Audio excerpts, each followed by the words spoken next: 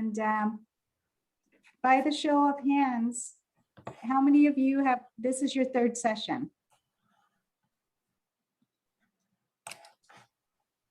Almost everyone. Who's joining us for the first time tonight? Donna, you got some homework to do to catch up. That's the reason why I was asking specifically about these recordings, because I've gotten about 2/3 of the way through the first recording, but I'm enjoying it so much, and I want to keep up with that, and I want to keep on with learning from this great material. That's great. I'm glad you can join us. And if you have any questions, feel free to chime in. Tonight's presentation is a continuation of our first two. This is the third in a series of 4. Our first session, we all got to choose which village we wanted to be in, either the enlightened village or just the other village out there. And because you are here, you have chosen to be in the enlightened village. Our second session, you had a choice to pick the pen or the sword. And it looks like we chose the pen or pencil. And with that, today's session, we will continue with learning how to improve our speech writing and delivery. And with us tonight, thanks to our sponsors from Constructive Communicators, Seriously Funny, and Speak Out Toastmasters group, we welcome Lee Amatangelo back with us, who is our champion in many of the contests, and he's here to share with us his secret so that we can all aspire to be great public speakers, to be able to tell our personal stories. With that, I'd like to turn over to Lee. Let's give him a warm welcome. All right, thank you very much, Zim and fellow workshoppers. Let's do a real quick recap of our last session. What was it? One of the other strategies that we talked about last time for selecting a topic for our speeches? It was the first little work. Does anybody remember? Yeah, we wrote the topics on left about what do we like, and then some points associated with all those items, like what you like, and then you try to connect with some people or some life stories. You can connect with those.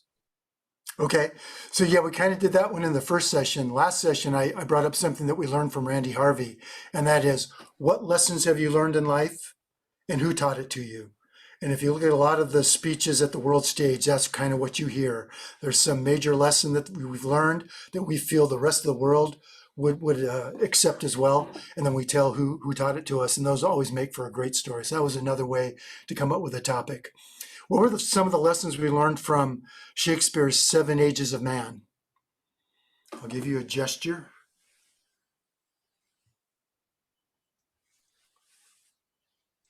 Right? So we start as a child and then we end as a child. Mm-hmm. Right? We went into our, what we call dementia today, where we see our parents go into a childlike state and all of a sudden we become the parent. So Shakespeare wrote about this several hundred years ago. And then he talked about, we had our entrance and we had our exit, right? This world is our stage where we make our presence known. And tick tock, before you know, this exit is going to come. And we can see that the destination is not what's important. It's this journey along this stage, right? And in the last district conference, we had a couple of speakers who've been in this workshop.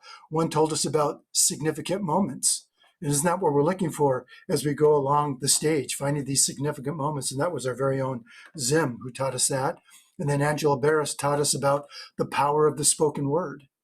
And that's all about that first exercise that we did about release the music. What a shame that would be if you never walked on this stage and shared your music with the world. So those are where we're going to get our topics for our speeches. What are the 7 P's of vocal variety? Who can rattle those off the top of your head? Pitch, power, pace, pause, prominence, percussion, and parlance. Okay, so Zim's going to pop up some slides here to help us with that. And what does singing use? How many of those P's do we use when we sing? If you read the handout, it was the very bottom line. All 7 of those P's, right? We definitely do the first 6, but even persona is what we learned from Rebecca last session, where she brought in different personas. But that's what singers do. They go to a different voice. So all 7 of those P's we get from a singer. Okay, and that's why I used the piano last time to represent that. And then tell me some of the nonverbal communication that we do as a speaker. Go ahead, go take yourself off mute. Let's make this really interactive. Eye contact. Eye contact, exactly. Everything else other than speaking is nonverbal. The way we dress, the way we walk on the stage, the way we shake the hand of the Toastmaster, the way we wait for that person to sit down. Our publication, if we're a keynote speaker, what we write up about our presentation or ourself is all nonverbal. When the Toastmaster introduces us, that is nonverbal because we're not being verbal, someone else is. All of that is nonverbal. Our gestures, our movements, our purposeful stage movement, our eye contact, our facial expressions, all of that is nonverbal. And sometimes it's just a slight movement of our face that can say so much. And we'll get to that in a second. Okay, so that's pretty much a recap of last time. Let's go to the next slide, Zim.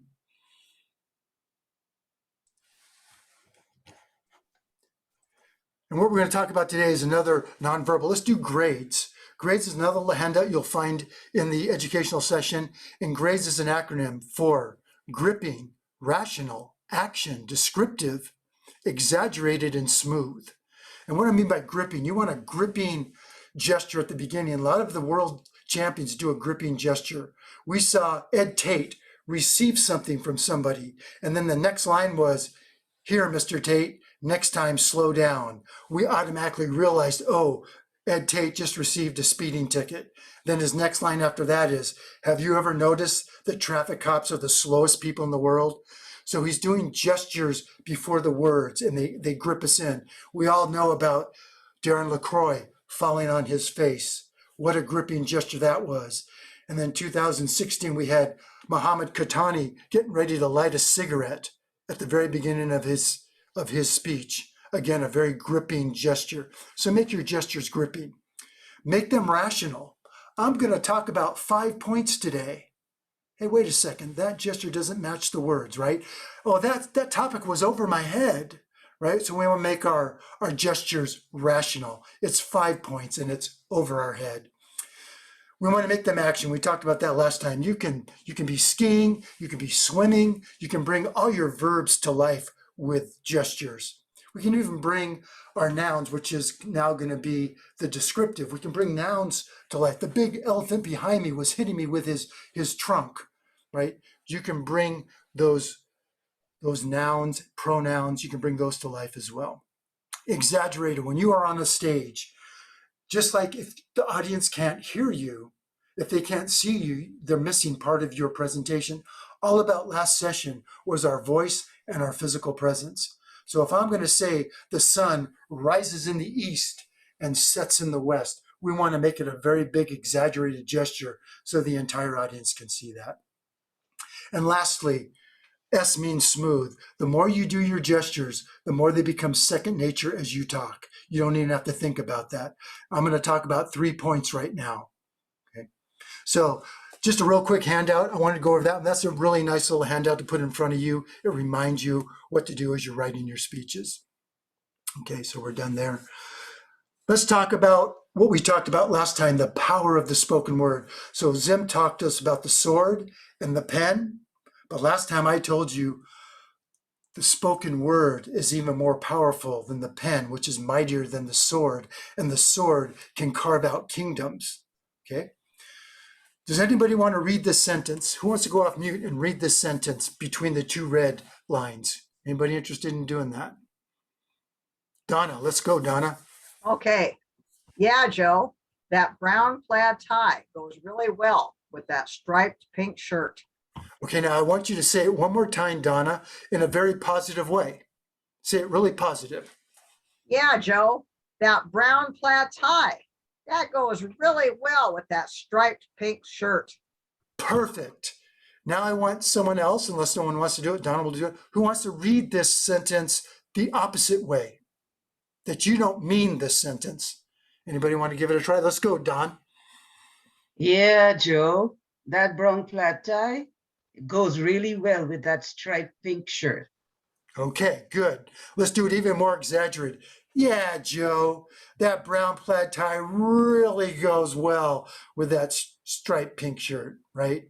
Now, those exact same words mean the exact opposite. That's the power of the spoken word. In the written word, it'd be very cumbersome for you to explain that a different way. But with our words that we speak, we can say it. Now we can even make it even more exaggerated with gestures. Yeah, Joe, that brown plaid tie really goes well with that pink shirt. Or, yeah, Joe, that brown plaid tie really goes well with that striped pink shirt. The gestures now enhance the words and brings the sentence across, right? So that's the power of the spoken word and the physical nature of us being a speaker. All right, let's move on to the next one.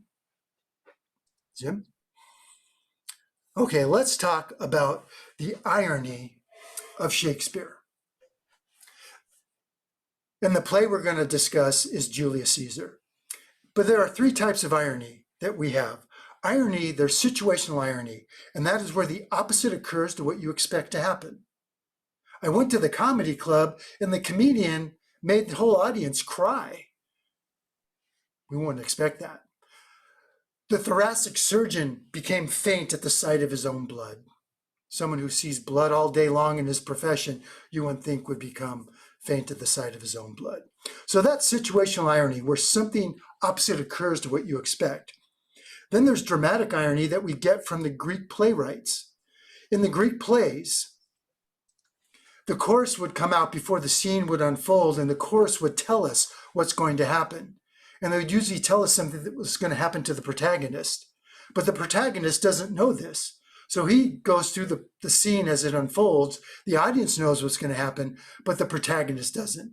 So from Oedipus Rex, we have the protagonist Oedipus goes to the city and he's going to marry the queen who happens to be his mother. He doesn't know this.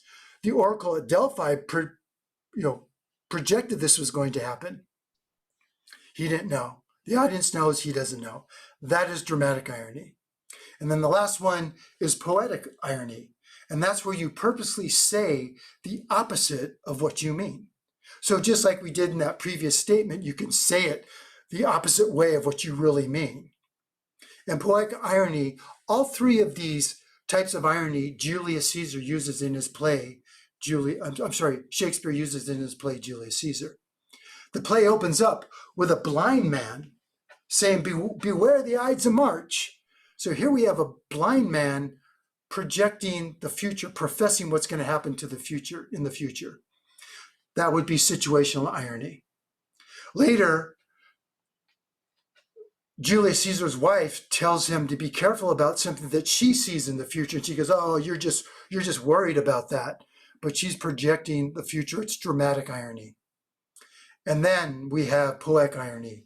And this is where Julius Caesar's best friend, the general of the army, Mark Antony, at the beginning of the play comes home after the army had just won a big battle. And now he's going to deliver a eulogy at Julius Caesar's funeral because the senators conspired to kill Julius Caesar. And they did. And Mark Antony pieced this together. And he wanted to speak at Julius Caesar's funeral. And they said, you can only speak at his funeral if you don't say anything bad about us, because they figured out that he figured it out. And he agreed to that. And now the senators already set up how Julius Caesar was a bad leader and anybody associated with him was also bad. And Mark Antony was his best friend and the general of his army. And this is how the play unfolds. And so now Mark Antony comes to speak at his funeral. And it's some of the lines that you've probably heard before. Friends, Romans, countrymen, lend me your ears. I come to bury Caesar not to praise him. The evil that men do lives long after, the good is often interred with their bones. So shall it be with Caesar. The noble Brutus hath told you that Caesar was ambitious. If it was true, it was a grievous fault, and Caesar has answered it grievously under leave of Brutus and the rest. Come I to speak at Caesar's funeral. He was my friend, faithful and just to me. But the noble Brutus hath told you that he was ambitious, and Brutus, as we know, is an honorable man. So are they all honorable men. Caesar has brought many a captive back to Rome, whose general coffers the ransoms did fill. In this did Caesar seem ambitious? When the poor of Rome have cried, so too hath Caesar wept. Ambition should be made of sterner stuff. Yet the noble Brutus has told you that Caesar was ambitious, and as we know, Brutus is an honorable man. You all saw me on the Lupercal. Thrice I presented Caesar with a kingly crown, and thrice Caesar refused. In this did Caesar seem ambitious. The noble Brutus has told you that Caesar is ambitious, and as we know, Brutus is an honorable man. I come to speak not to disprove what Brutus has said, but to speak what I do know. You all did love Caesar once, and not without cause. What cause withholds you now to mourn? Oh, judgment, thou have fled to Brutus' beasts, and men have lost their reason. Bear with me, for my heart is in the coffin there with Caesar, and I must pause till it come back to me. A great wrong has been done to Caesar. Therefore, it is not true that he was ambitious. Yes, look at Antony's eyes. They're red as fire from his weeping.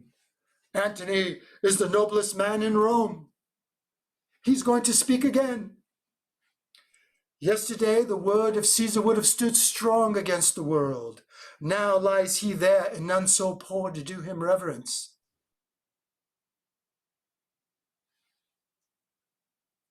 I have a parchment that I got from Caesar's closet. It has his seal on it. It is his will, which I do not intend to read to all of you. Read the will! We want to hear the will. If I were to read the will, you will come and kiss the wounds of Caesar. You will dip your napkins in his sacred blood. You will take a piece of his hair as a legacy for his memory that you will give to your heirs. And the citizens of Rome keep chiming in. They want to read the will. Okay, I'll stop there. Everything that Mark Antony says, he means the opposite. I come to bury Caesar, not to praise him. No, he came to praise him and bury those who assassinated him. The man he called ambitious was truly honorable, and those he called honorable were truly ambitious. I have this parchment here, the last will for Caesar, which I do not intend to read. He had every intention to read that will. And this becomes the most quintessential speech of all speechdom, because he walks in front of a city, but not just any city, the city of Rome, which at that time was the center of the universe. And all the senators had conspired for those citizens to hate him. And by the end of that 8-minute eulogy, they all love him, and they want to go out and kill all the senators, which they go do. Mark Antony never gave that call to action. He touched their thoughts and their feelings, which is what we talked about in the first session about rhetoric, the art of communicating where you can influence the thoughts and actions of your audience. And that's exactly what Mark Antony does in this speech. they end up loving him, and they go out and kill all the senators. How powerful is that speech, where you can turn an audience viewpoint of you around 180 degrees and have an audience go out and do an action that you never verbalized to them. So that's why I posted up in the education material the full play of Julius Caesar. You can see all the different types of irony, and you can get to the point where it says friends, Romans, countrymen, and read this eulogy for yourself. Very powerful.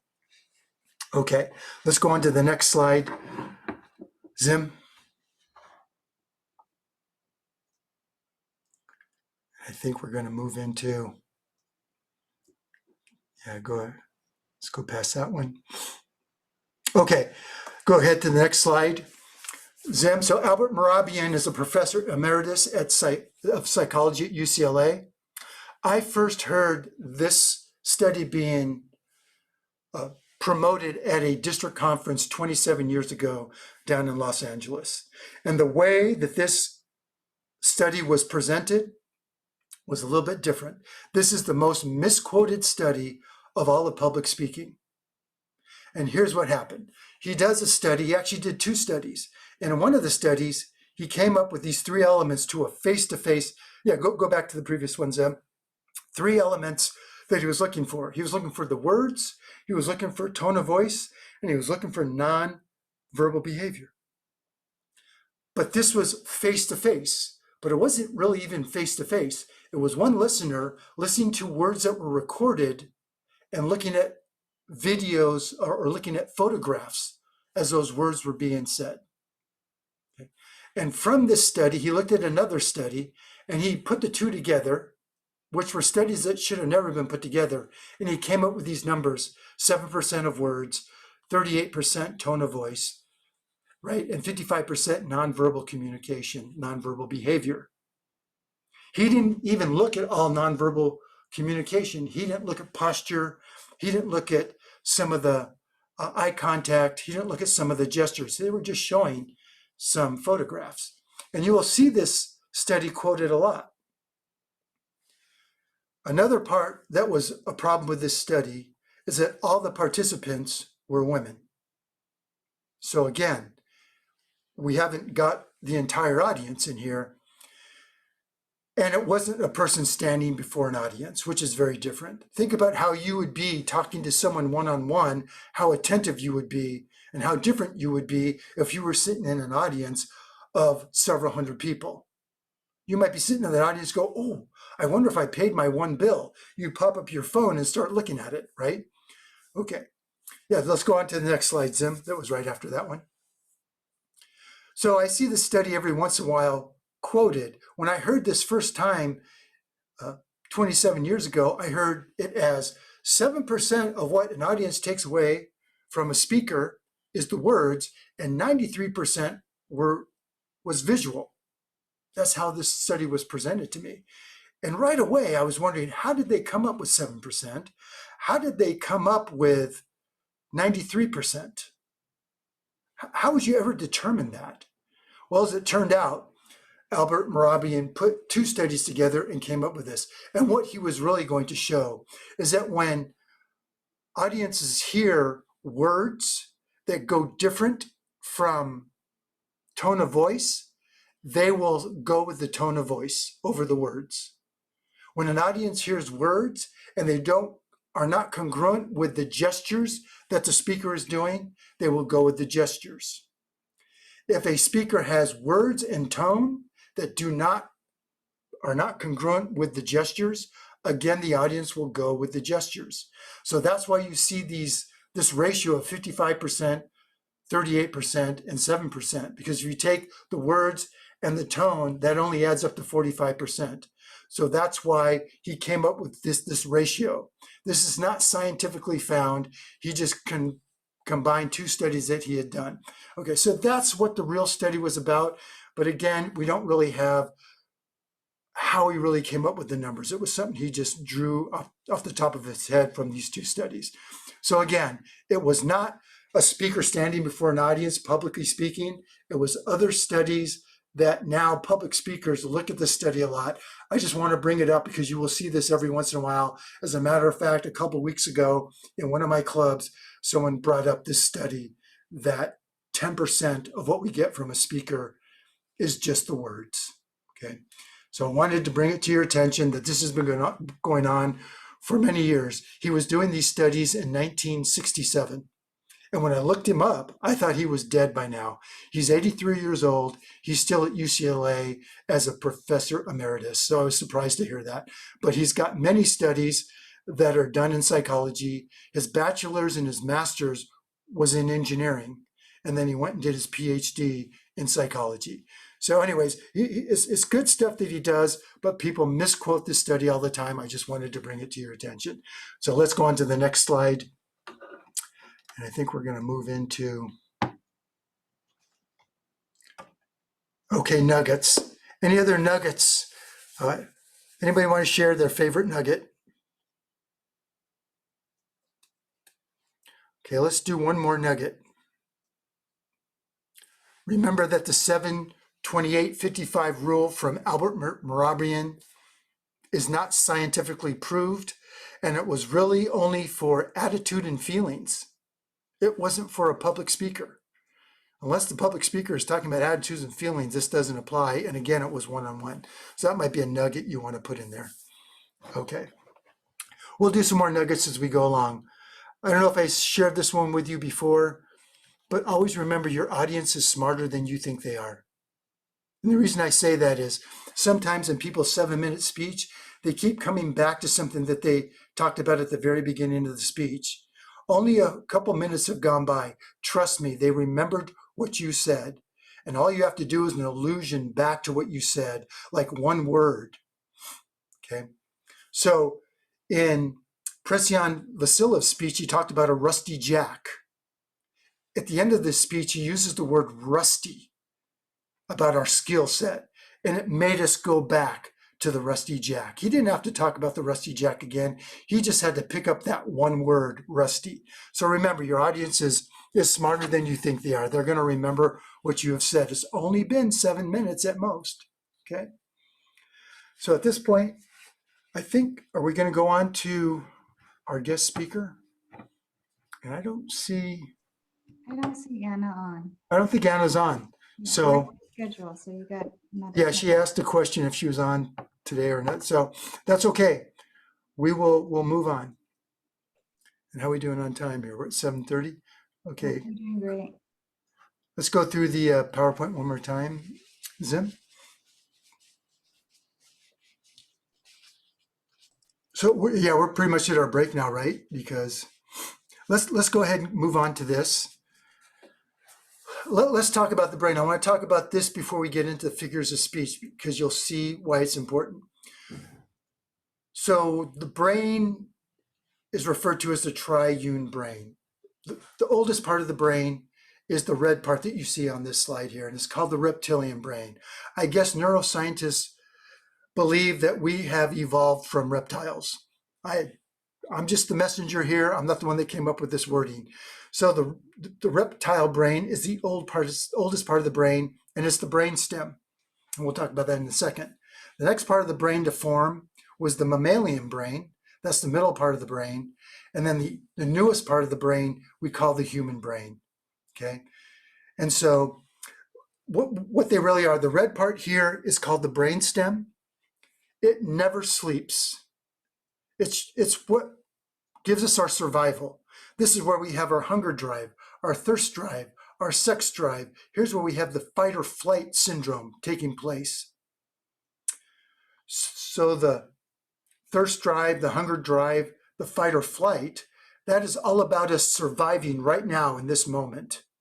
The sex drive is for us to survive throughout the generations, that we share our genome down the generations. And I said this part of the brain never sleeps. Have you ever been awakened in the middle of the night by a sound, maybe the crashing of a window, and you wake up from a dead sleep and you go, that was my basement window. How did we know that?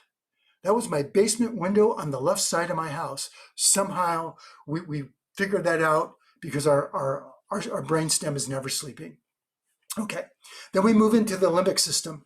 This is the amygdala, the hypothalamus, the thalamus, the hippocampus, and the olfactory bulbs. Those are the structures that make up the limbic system, and that is the emotional state of our being. This is where we have all our emotions, and some of our memory is stored there too. The olfactory bulbs, olfactory means our sense of smell. So think about this. Our sense of smell is in the part of the brain where we have emotions. We have had the perfume industry, which is a multi-billion-dollar industry, survive because of this sense of smell that goes along with our emotions. So it's interesting that we have that part of our sense in the limbic system. Then we move to the outer part of the brain, the newest part of the brain, which is the cerebral cortex. It's also just called the neocortex because it's the newest part of our brain.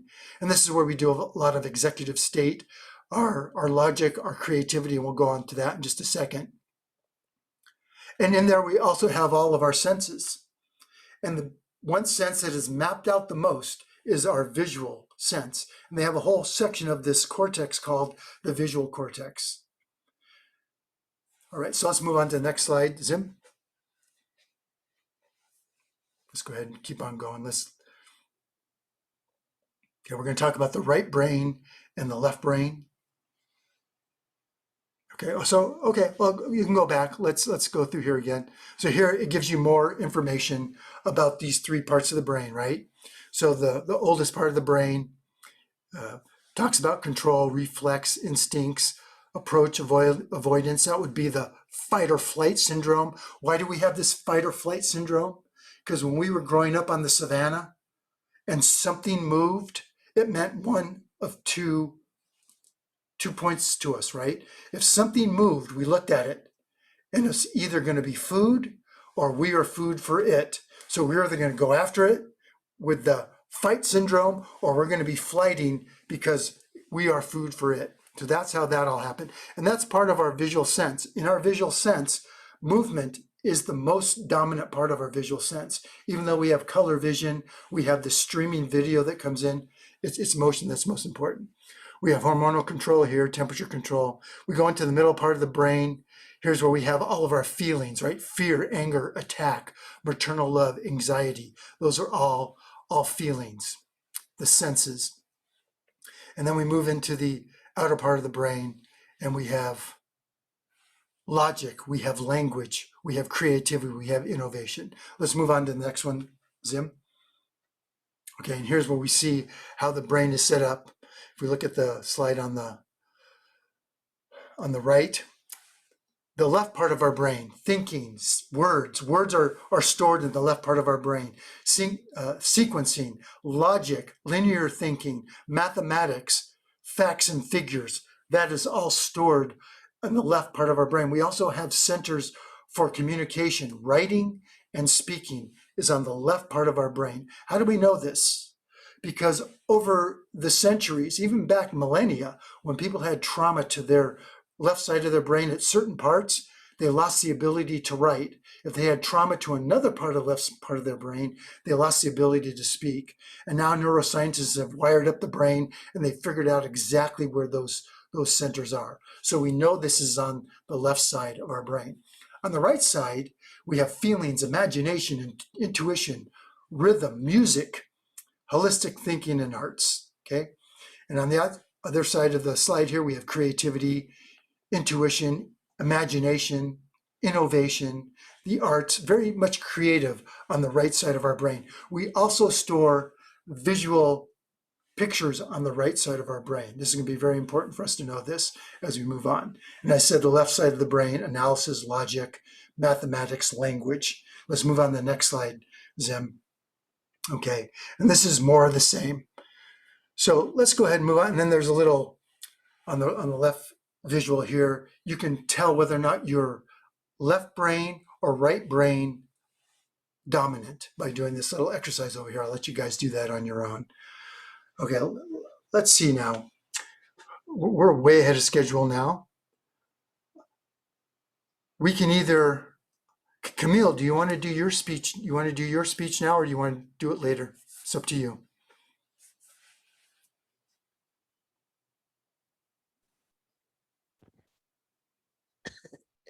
Yep. It's totally up to All you. right, you're the man. Whatever you want me to do, I can do it now. You ready to do it now? Okay, I don't want to put you on the spot. Let's go ahead and do you now, and then we'll do a break, and then we'll come back and do figures of speech. All right, I So just go kind ahead of moved and- them. Yeah, go ahead and get prepared. All right. Camille lives on the east side of San Francisco Bay. She's been very active over the last year during Zoom. She's gone to a Toastmaster club in every one of the 50 states. And she's been very active in Texas in some clubs. She came to Seriously Funny in our district. She won our international speech contest in our club. And then her Texas club that wasn't going to do the international speech contest decided to do it. She won there and decided to represent that. But she's also been doing humorous speeches, which she won her district with, which she's going to deliver to us today. And she's also been doing very well in tall tales. So she's been doing the full gamut and really going out there and stressing herself to become a really good speaker on all the different aspects. And I have great hopes that someday we see her on the world stage. She has what it takes. She just has to keep doing it. Today, she's going to be delivering her district winning humorous speech, which actually is also a tall tale. And I wanted her to do this one because our district doesn't formally do tall tales. We have the tall tales party that we do. Several of our clubs get together and do that, but not everybody shows up. So this is going to be a great example for you to see a tall tale, but it's also very humorous. It's also very creative. Hey Lee, Yes. would you mind defining for us what a tall tale is versus a Sure. humorous speech or any other kind of speech? Sure, definitely. So a tall tale speech is usually a very far-fetched speech. And so the example that we have is Paul Bunyan carving out the Grand Canyon with his axe, and he had his blue ox. He had his ox, this blue ox, right? I think named Blue as well. And when you deliver a tall tale, it can be very far-fetched, but you deliver it with a sense of conviction, like this really happened. You are convincing the audience that this has really happened. And you're unapologetic about it, and you never say it was a dream or anything like that. But we'll see a little twist today, what Camille does, okay? But it's really something that's far-fetched, and you would go, this has never happened. For example, we know that a giant guy named Paul Bunyan did not carve out the Grand Canyon, but there's some folklore about that, and that's really a tall tale. So we'll see what Camille does, and we can talk about it a little bit later after she's done. So here's Camille Miller with Bugging Out. Bugging Out, Camille Miller. It was the wee hours of the morning, and I drank too much water before going to bed. I really had to use the restroom, but I didn't want to leave my snuggly covers. I tossed to the right to try to make it go away, but that didn't work. I tossed back over to the left, but that didn't work either. Finally, I stumbled out of bed and tumbled into the restroom. While washing my hands, I thought, I should get a midnight snack. I grabbed my fluffy pink robe and crept down the stairs. I didn't want to wake my roommate as I was planning on hijacking his leftover pepperoni pizza. Downstairs, I flicked on the light, and there, in the middle of the kitchen floor, was, dare I say, a cockroach. He looked at me, I looked at him, and for a moment, we had a stare-off. Then he shook his finger at me and said, nice robe. And then he scurried off into the crack between the kitchen countertop and the sink. Not to be outwitted, I grabbed my miniature telescope that I picked up on a tour at the Willy Wonka factory and shoved it into the crack. I was surprised at what I saw. There, in the crevices of the kitchen, was a whole roach community. There was a chamber of commerce, a church, a gym, a restaurant, and yes, even a roach motel. The sign outside the church said, First Insect Church. Inside the church, there were S-shaped rows of packing peanuts with 1 roach per peanut. Except for the pregnant roaches, they got 2 peanuts. With the choir, they sang, Amazing Grace, how sweet the sound that saved a roach like me. In the gym, they were mostly male cockroaches. I know this because the male cockroaches have wings.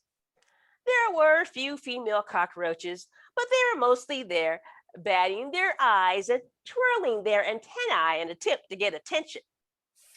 One by one, a cockroach would grab a pair of thumbtacks, stand in front of a piece of broken mirror, and proceed to do bicep curls. Ah, ah, ah, ah.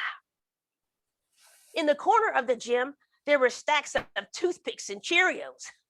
Well, there is this one particularly muscular cockroach who strutted over to the corner, grabbed a toothpick, and put 4 Cheerios on either side. He bent down in deadlift position and was huffing and puffing, and the girls were cheering, "Go Roachy, go Roachy, go Roachy." Then, in a show of majestic strength, he stood straight up, accomplishing his feat. Grinning, he flexed his middle legs. Mwah, mwah. That gym also had a sauna. In it were senior veterans trading war stories of those who were exterminated before them and of the times they got stepped on but survived. I remember seeing the bright red heel coming down on me. It took out one of my legs, and I've been living with 5 legs ever since. Not far from the gym was a restaurant. I really had to squint to see the name. Ah, yes, there it is, Breadcrumbs. Each table there was made out of a perfect square of white paper napkin. Some of the tables had grits. Those were the grits I spilled on the floor last night. I thought I swept them all up, but I guess not. Some of the tables had my hair. They must have stolen it out of the bathroom trash before I had a chance to empty it. I overheard waitresses Rochella and Rochina plotting. Girl, let's go back to that bathroom tonight, get some more of that hair. I need that for my weave. When I saw it was on the last table, my blood began to boil. The cockroach was having a birthday party for a set of quintuplets, and the waiter brought out a huge slice of pepperoni pizza. I couldn't hold it in any longer. I bellowed, "That's my pizza!" At once, 1,000 cockroach eyes looked at me. I heard the cadence of tiny cockroach legs. Doo-doo, doo, doo-doo, doo, doo-doo, doo. Thousands and thousands of cockroaches oozed from the wall. Charge! They were coming after me, faster and faster. And just as the army of cockroaches swarmed my big toes, I toppled backward and let out a blood-curdling "Ow!" And that is when I woke up. Breathing heavily, I turned on the light to see it was 3 o'clock in the morning. I grabbed a notepad beside my bed and wrote a note to myself to call the exterminator in the morning. Still a bit flustered, I went downstairs for a cool cup of water. I flicked on the light, and there, in the middle of the kitchen floor, was a cockroach. And he said to me, "Nice robe. And by the way, I ate all the pizza." Mr. Toastmaster. All right, thank you, Camille. Very, very cool. Okay, any questions about a tall tale? I'm sweating like a pig, but hey, that works. I have one. Yeah, go ahead, Rebecca. Did you say that they put your hair into a weave? Yep. That was really funny. Yes. That was great. You were hilarious.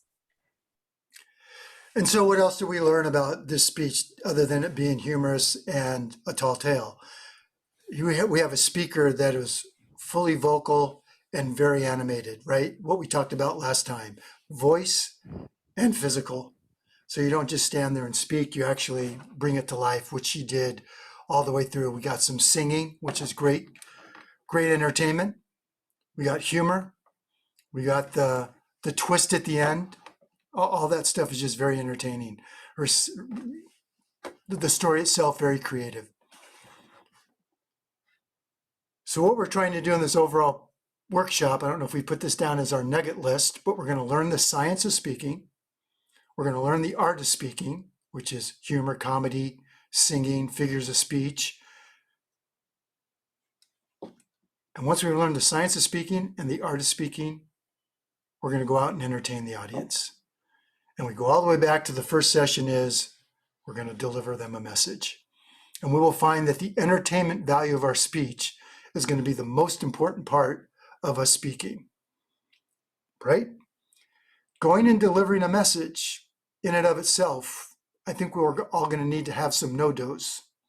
But when somebody's entertaining us and we like what we're hearing and seeing, and we start falling in love with that speaker, we then become so primed for that message to come to us, and we just want to take it. And if you don't believe me, go watch the #1 TED Talk by Sir Ken Robinson. He has the most views, and he makes us fall in love with him for the first 16 minutes. The last 2 minutes, he drives home his message. It's all about entertainment. Okay, thank you very much for that, Camille. Let's go ahead and take a 5-minute break, and we'll come back. We have a couple extra minutes. We're going to spend a lot of time on figures of speech today, and we're going to refer it back to what we just learned about on the brain. And you'll see why these are so powerful. How you can say certain words or construct sentences that are subsequent to each other that does something to the human brain, to the audience, without them even knowing it. All they're knowing is, I like this speaker. And we'll see why that is happening. So let's go ahead and take a break. We'll come back at 7:57. Okay. Hey, Thank you. hey, can Yeah. we ask Camille a question? Camille, Sure. can you do a short Q&A? Sure. Since what was your international speech about? Can you tell us a little bit about that since we didn't get to hear it? I know Lee got to hear it. Okay, can you hear me? I could turn off my. Yeah. It was about my the neighborhood mother who was kind to me and taught me to love others regardless the price, basically. But you know, hey, I got beat out by the power of no. Yeah. So, yeah, it was one of those speeches or speech contests where I think we all been there, right? Camille had a speech that I think was world stage ready. It had everything. It had characters, it had voices.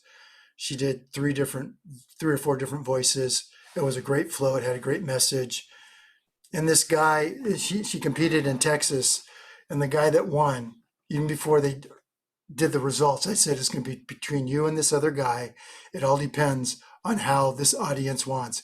And he basically delivered in a Southern Baptist minister's type voice, not purposely, that's just how he kind of speaks, but it was a preacher style presentation, but it didn't really, he played with words at the end. At the end, you kind of go, what was that? I mean, how am I supposed to learn anything from this? He talked about no, and then he said, put a W on there, and then turn the word around, and you've already won. It's like, what is all that? I mean, what message is that, right? And it beat out what I thought was a really good speech. So she took second place, but So the power of no beat the power of love. it was, yeah, it was 2021. Yeah, right. Yeah, Exactly. right. Oh, I would love to hear it. I would love. You're fabulous. You're fabulous. Mhm. Any other Thank you. questions for Camille? All righty. Or phone numbers for single men. You know, I'm yeah, good with yeah. that We're too. gonna start referring single men to you. All right. So tell us about the town that you live in. The town that I live in is hot. It's so hot that I was actually white this morning. That's how hot it is here. You can- See, you can get away with jokes like that. yes, yes. Yeah, lucky. 2021. Yeah, right. Totally. Well, I might even get a better job. tell them about your IBS, Camille, while we're on the My subject. irritable. Well, that was another speech I did. It was about prejudice, and I said I had IBS, which was irritable black syndrome instead of irritable bowel syndrome. That was actually so. All right. Is that a Well, humorous speech or a serious one? it was actually a serious one, but there was, you always got to have humor in there. yeah, Otherwise, people fall asleep. Yeah. You could make that totally into it. You could get away with that though, with the weave and the IBS. I mean, all of that stuff, the roach weave. That's hilarious. Yeah. Cool. Yeah, I tried all those jokes. It didn't work in front of my audience. you were way, way, way, yeah, very white. Mhm. All righty. Any other questions? Antioch, California is where Camille lives. I got a question for Camille. I'm really curious how you came up with this topic, how you came up with this speech altogether. It's just out of this world, like your imagination. I know I've heard your speeches before. I know we're part of the same club, one of the clubs, but still, this is something else. Well, I don't have cockroaches in my house, but I often think of things, inanimate things that may be alive or what they would say. Like today, my housemate said he was going to go put his pants on. And I was wondering if the pants actually think if they're putting a human on. So that's just the way my brain works in an opposite way. I guess maybe I got hit too hard at birth. So that's how I came up with it.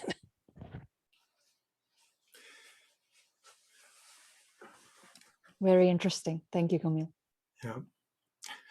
So if we have time, Camille, would you, at the end of the meeting, want to do your the other speech with the pool chairs?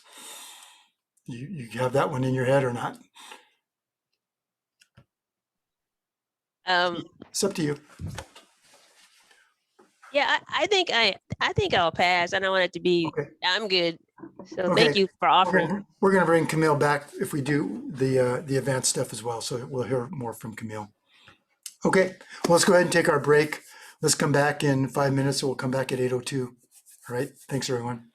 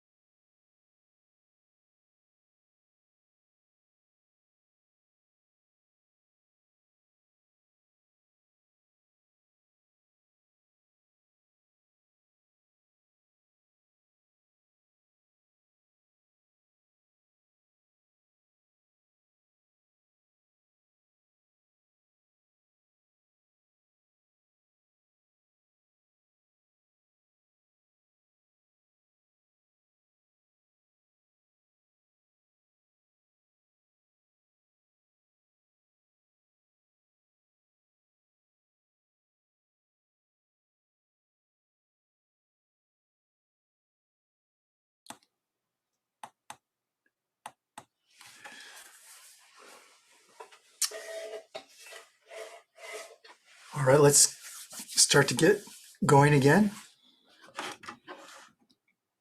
Start seeing some videos come back on.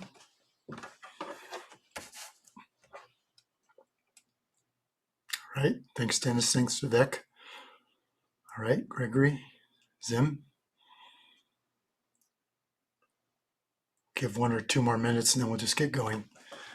Thanks, Linda. So while we're waiting for a few more folks to come back online, I have a statement to make to our good friend Linda Vorthman, who I think we all know kind of skyrocketed to be the Zoom master of District 2. And she's holding that top spot, but last week our Zoom master here, Anu Garg, made me some vegan pizza and invited me to his house. So he is skyrocketed pretty high up there, Linda. I'm just letting you know, if you want to keep that top spot, you might have to make some vegan pizza for some of us. That's all I'm saying. Because Anu is becoming a rock star as a Zoom master. Go Anu. There we go. Yes. And for giving such a wonderful workshop, this was the least I could do. It was great pizza too. All righty. From one vegan to another. Thank you. Appreciated it. All right, let's get going. We're going to talk about figures of speech. Rhetoricians, linguists, people who study words, they have come up with over 250 figures of speech. I'm going to talk about 12 very common ones that you are familiar with. There are way more. And at the bottom of the handout that you're going to get when you download it, there'll be a link to a figure of speech website. The ones we're going to talk about here are basically concepts that we use as words, but there are other ones that talk about how you structure sentences or paragraphs, and those are also very valuable. We'll go probably through most of those when we get into the advanced session. But let's talk about the first one. The first one is called image. An image is what it is. When you stand in front of a mirror and you see an image of yourself, it is an exact copy of who you are. So we find this in poets when they get very descriptive, or writers get very descriptive. They're describing something. It is what it is. So the definition of image is you mean what you mean to say. It is what it is. Then we have simile. I think we've all heard about simile. Simile is when something is like something else. A is like B. And you always know you have a simile because you see these words in there. A is like B, A as B, A is similar to B, A is resembling B, A compared to B. Those are the words that let us know that you have simile. So let's do an image. My dirty, muddy dog walked across the clean kitchen floor and left paw prints. The dirty dog is a dirty dog. Here's a simile. My brother playing out in the mud looked like my dirty dog. Okay, so there's simile. Something looks like or is like something else. Next we have metaphor. And metaphor is when something is something else. Something is something else. The dirty dog stole my wallet. Okay, here I'm not really talking about a dog at all. I'm talking about some pickpocket. So that's what metaphor is. Here's another example of simile and metaphor. When I was 10 years old, my bicycle was like a rocket ship. That's simile. Or I could say, when I was 10 years old, I used to pedal my rocket ship around the neighborhood. I was so fast, no one could catch me. Again, my bicycle is a rocket ship. It's more emphatic when we use metaphor. So that's metaphor. And now we have symbolism or symbol. And that is when something is what it is, but it's also something more. You can't teach an old dog new tricks. In there, the dog, the old dog, could be a dog, it could be an animal, it could be a human. So it is what it is, but also can be something more. Now to show these, let's turn to my favorite poet. And the first time I got introduced to him was in the 3rd grade. And I remember reading his poem and really liking all of the imagery. And then later in life, I came across his poem again, and I go, that's that poem I liked in the 3rd grade. And it was the poem, The Road Not Taken by Robert Frost. And I know who Robert Frost is. I didn't know he wrote that poem I liked in the 3rd grade. But in the 3rd grade, it was just all about the imagery. And here's that poem. 2 roads diverged in a yellow wood, and sorry I could not travel both. For be one traveler long I stood, and looked down one as far as I could until it bent in the undergrowth. I took the other just as fair, and having perhaps the better claim, for it was grassy and wanted wear, but as for the passing there, warned them about the same. Both equally lay on that morn, in leaves no step had trodden black. Oh, I kept that first for another day, and knowing how way leads on to way, I doubted that I would ever go back. I shall be telling this with a sigh. Somewhere ages and ages hence, 2 roads diverged in a yellow wood, and I took that one less traveled by, and that has made all the difference. So you can see the imagery. We have a man walking through a forest. How do we know it's a man? Because he says I, and we know that the poet is Robert Frost. And what season is the forest as he's walking through this yellow wood? What is it? It's autumn. It's autumn or fall. So when you start reading this poem, you start having this illusion of it being autumn, or you walking through a forest that you've been through that was during the autumn. And he comes to a fork in the road, right? A fork in the road. Now, one time Robert Frost was being interviewed by a radio host, and during the broadcast he said, "Hey Robert, why don't you tell us about that poem about the 2 paths in the forest?" And Robert Frost said, "You mean the 2 roads?" He specifically meant roads and not paths. I've seen deer in the green belt behind my house create these little paths, but a road is very different. A road is very deliberate. This is something that humans create purposefully, and people travel them all the time. So he's walking through this forest, and he comes to 2 roads that diverge. And it's autumn time. In literature and in poetry, we are all born in springtime. And in springtime, we are born, the days are starting to get longer, they're getting warmer, it's very fertile. As children, our parents have to take care of us, they put us through school, we go all the way through high school. That's the springtime of our life. We are being nurtured and we're being taught. Some people at that point decide to go on to more schooling. Their springtime is still continuing. And even then, some even go even further to graduate school. Their springtime is still going on. And when all that is done, then they decide to go on to their career. And some people do it right after high school. Their summer starts. They start to take what they've been nurtured and what they've learned, and they start to cultivate who they're going to be. And in terms of farming, the crops grow over the summer. And then in harvest, what do? We bring in the fruits of our labor. We reap what we have sown. And so here we are, a person going through his career, and now he's starting his autumn of his life. He's going into that 3rd season of his life where we reap the benefits of all the fruits of our labor. So here's a man walking through the forest, and it's the autumn of his life. And he's coming to a fork in the road. And what does that fork really mean? It is a decision we have to make. Do we go right? Do we go left? Do we say yes? Do we say no? Do we go up? Do we go down? Do we stay in school? Do we drop out? Do we take drugs or do we not? These are decisions that we have to make. And the poets told us that it's highly unlikely after we pick one of those decisions, we would ever go back to be able to do another decision, especially in the 3rd quarter of our life. Tick tock, tick tock. So here we are having to make a decision. There are no right or wrong answers to any of these decisions because there is no normal life. There's just life. Even the taking of drugs, there's no right or wrong answer. There are people with terminal disease that take drugs to help them cope with that. There's never a right or wrong answer. It's just be clear what the poet told us, that once you make that decision, it's highly unlikely you would ever change it. So that decision changes your life. So be very careful how you make that decision.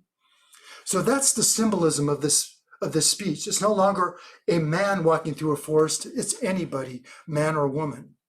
And we all have to come to these decisions that we have to make. And it's not just one time. We make multiple decisions every day, don't we? And then the title of the poem is what? The Road Not Taken. This is the most misquoted title of any poem, right? Everybody says it's the road less traveled by. But think about what that means. So he made one decision. The other decision was the road not taken. But he's very clear. He told us twice that they both were grassy and wanted wear. Then the next stanza, he says, with the fallen leaves, neither one was trodden black. So he couldn't look down one and go, most people go this way. I'll either go the way most people go or I'm going to go the other way. That's not the case. He had no indication of what decision to make. He made his own decision. The road less traveled by is all of the decisions we've made in our life. No other person on this planet has made those same decisions. So at the end of the poem, he took the road less traveled by. Our life is unique. We are the road less traveled by. Do you see that now? It wasn't one of the options. Our life became the road less traveled by because no one has made all the same decisions that we have made every day of our life. That is symbolism. Okay, let's move on. After symbolism, we have, what's our next one? Zim. Number 5 is overstatement, and 6 is understatement. Overstatement is, oh, I was so hungry, I could eat a horse. Yeah, no one can really do that. Understatement, I was so tired, you could have knocked me over with a feather. Another word for overstatement is hyperbole. So that's when we over-exaggerate to really make a point, or we under-exaggerate is understatement. Okay, so that's what those are, to really make the point we're trying to make. Let's go on to number 7. Number 7 is sarcasm. Okay. Sarcasm is when we say the opposite of what we really mean. So we did that little exercise earlier on that Donna said, and then we also had Don say it.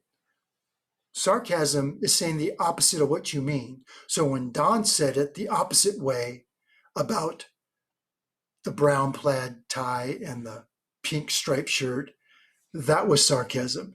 And sarcasm, we can remind ourselves of the neighborhood bully. The neighborhood bully picked on everybody, and he wanted people to cry. His whole point was to make us feel bad, and that's what sarcasm does. Go to the next one, Zim. And the next one, we have satire. Satire is where we may hurt people, but in order to make them better. And here we think about a surgeon. A surgeon cuts us open and it hurts, but the point of hurting us was so the surgeon can go in and make us better. So satire is to wake us up. They will hurt us, but it's to make us become more illuminated. And the classic example of satire is Jonathan Swift's Gulliver's Travels. Gulliver's Travels was a story written for the English people about the English aristocracy, to wake them up to what the aristocracy was doing to them. So that's satire. Okay. The next one, number 9, is irony. And we already talked all about irony when we did Julius Caesar's Eulogy by Mark Antony. We talked about the 3 types of irony, so we don't need to go into that again. And let's go to number 10. And paradox. Paradox is when 2 truths happen, but they're diametrically opposed to each other. How is that possible? Here's an example of paradox. This statement is false. This statement is false. In order for this statement to be false, it first has to be true for it to be false. Another example of paradox is an old Aesop fable where we had a satyr who was half man, half goat. And it was wintertime, and he was stuck in a snowstorm, and he saw a light up ahead, and it was a cabin, and the light was on, and he went up and he knocked on the door, and the person of the cabin opened up the door, and the satyr went in. And the man said, "Oh, you look very, very, very cold. Let me make you some porridge." So he makes, well, let me turn this around. This is actually a man who was stuck in the cold, and the person owning the cabin was a satyr. So the satyr opens the door and he sees the man was very cold, and the man comes in, and the man starts rubbing his hands and starts blowing on them.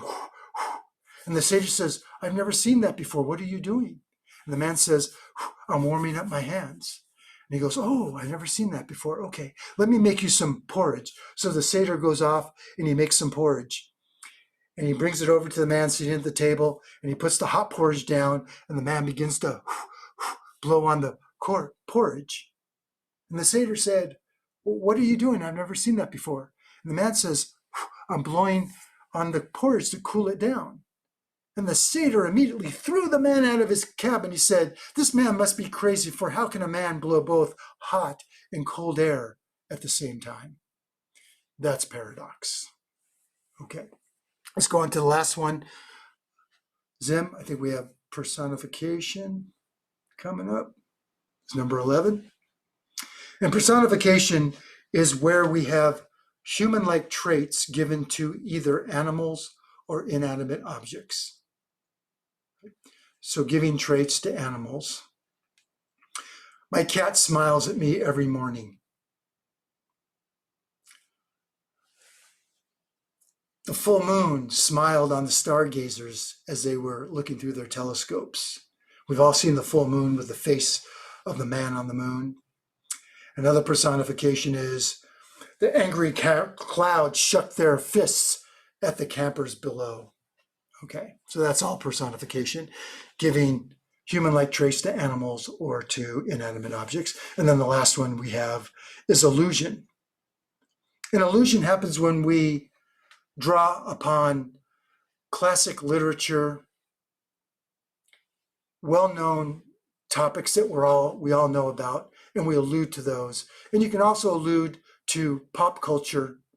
You can allude to common events that people go through every day. A lot of people get stuck in rush hour traffic.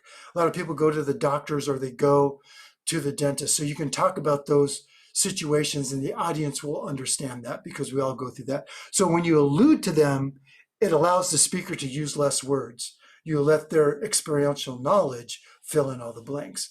So use illusion to your advantage. So that is figures of speech. And what they do is that they really stimulate the brain of the audience. Here's a classic one. We'll do this maybe in the later sessions. This one's called Zeugma. Now listen to this statement.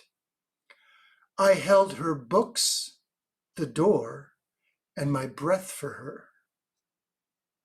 I held her books, the door, and my breath for her. What do you find odd about that statement? Let's get interactive here. Go ahead and go off mute and tell me what you find. Go ahead, Rebecca. Well, it seems like he's in love with her. He's in love with her. We find that. Okay. He held his breath for her. What else? What is weird about that statement? Okay. Let me give it to That you. he held three things. He said That he held three things. The Okay. door, his breath, and her books. Okay. And what's odd about that, Don? He's doing them all at the same time. He is? Very good. Here's what's odd about that. Very, very good, Don. What is interesting about that is the word held takes on a different meaning every time he does one of those three clauses. I held her books. He's actually holding them in his hand. I held the door. What that really means is I held the door from shutting, not that he's actually holding a door like he was holding the books. And then I held my breath is an expression of, oh, I'm so in love with her, she takes my breath away. So what's odd about that? This goes back to the brain we talked about. The word held is in the left side of our brain. Now the two brains are actually separated. There is no connection between the two hemispheres. Their only connection is down at the bottom by this trunk of nerves called the corpus callosum, the corpus callosum. So in order for the two brains to talk about, they have to keep going back and forth. So when you first hear, I held her books, your brain goes, oh, the word held. I have to go over here to where I have images of holding. Oh, I get what that means. Oh, I held the door. It has to go back to the left side and get the word held again, and then go back to the right side. Oh, held means something different now. Oh, I held my breath. Again, it takes on a different. This is how you have stimulated the brain of the audience without them even knowing this. And when you stimulated their brain, you have stimulated them. And when you stimulated them, they are stimulated because of your speaking. This is how figures of speech become very powerful, is the way you make the brain work by doing them. So we'll get into more of that as we get into the more advanced sessions. Okay, I think we're way ahead of schedule today. Let's move on. Zim. Okay, let's continue. We learned this from Randy Harvey when we brought him to our district. He has this acronym called SCREAM. And these are 6 very powerful figures of speech that we see used a lot in speeches because they're very powerful. And the first one is simile. Something is like something else. Contrast. When you contrast two ideas in a speech, that stands out to the audience as well. When you do rhyme, the audience likes that. Echo. That is when you say words over and over again, either in the same sentence or you keep referring back to something that you have talked about. Alliteration is very powerful. And this is where you have the same sounds of words that begin successive words in a sentence. Okay, that's alliteration. We'll talk about that a little bit more. And then we've also talked about metaphor, where we have something is something else, which makes it more prominent than something is like something else, which is simile. Now, Randy Harvey got this from Winston Churchill. Winston Churchill used the acronym CREAM. Randy Harvey put the S in front of it and calls it SCREAM. Okay, so very powerful little acronym that you can use to remind yourself to do figures of speech. And we have a handout of this as well. Let's go to the next one. Zim. Okay. Let's look at a couple of well-known phrases and see if we can count different SCREAM items in here. So this is Alexander Pope. A little learning is a dangerous thing. Drink deep or taste not the Parian spring. Their shallow draughts intoxicate the brain. Drinking largely sobers us again. Okay. And the word there looks like it should be T-H-E-I-R, but this is how Alexander Pope wrote it, so I kept it the same way. So what do we find here? A little learning is a dangerous thing. Drink deep or taste not the Parian spring. The Parian spring is a place in ancient Macedonia where the 9 sister goddesses, the Muses, lived. And it was purported that by drinking from the spring is where they got all their knowledge. This is where they had the Muses who were over dance and the arts and the humanities, astronomy, the sciences, medicine. And they got all of that by drinking the water from the Parian springs. Their shallow draughts intoxicate the brain. So what he's saying, you drink a little bit and you get a little bit of knowledge. What he's saying is a little bit of knowledge gets us in more trouble than if we knew a lot of knowledge or we didn't know any knowledge at all. And so what he's saying is drink largely, where you get so drunk from drinking from this knowledge spring that you become sober again. So what do we see here? We see simile. We see a metaphor. Parian spring is a metaphor for knowledge. We have contrasts of drinking shallow or drinking deep. Okay? We have contrasts of a little learning or deep learning. We see echoes of drinking and drinking. That's echo. We have rhyme, thing and spring and brain and again. Okay. We have alliteration, drink deep. All right, so we find these screams in certain well-known phrases. Let's go on to the next one. Oh, before you go to the next one, take it away, Zim. Who can? Well, what we got? We have it there. Let's leave it there. Go ahead. Go to the next one. We've already shown it. Let's go to John F. Kennedy. This is the most often quoted phrase from John F. Kennedy. Ask not what your country can do for you. Ask what you can do for your country. You can break this down. I found at least 16 screams in this. Okay. Ask not what your country can do. Ask what you can do for your country. So there we have contrast. Ask not what. Almost rhymes. We have rhyme there. Ask what you can do. So there's a lot of echo here. You have ask echoing, you have what, you have you and your, you have country, you have you, your, do, can. There's a lot of echo in there. There's a metaphor. What does country mean? What does country mean? It means our government. It means our polity. So it means the United States. It means the democracy we live in. It could mean the area where we live in the United States. That could be part of our country. It could actually mean country versus city. So there's a lot of metaphor that goes in the word country. So I'll let you play with these. As you look for as many screams as you can find. That really makes these quotes become memorable to people. So let's go ahead and move on. I think we're coming here. Okay, the five senses. I wanted to touch about this. The audience loves when we bring the five senses in.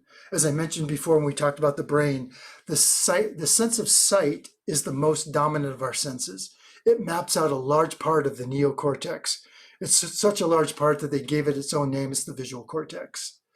So when we talk about being visual to the audience, that rings a bell to them. Sound, then there's smell, bring smell in, taste, and touch. Of all of these senses, which sense do you think is the most appealing to an audience? Go off mute and tell me what you think is the most appealing sense to the audience. Anybody? Camille's ready. What's that? Taste. Taste. That's somebody who likes to eat food. Thank you very much for playing, Camille. Nope. No. That's not the one we're looking for. Smell. No. Smell. There we go.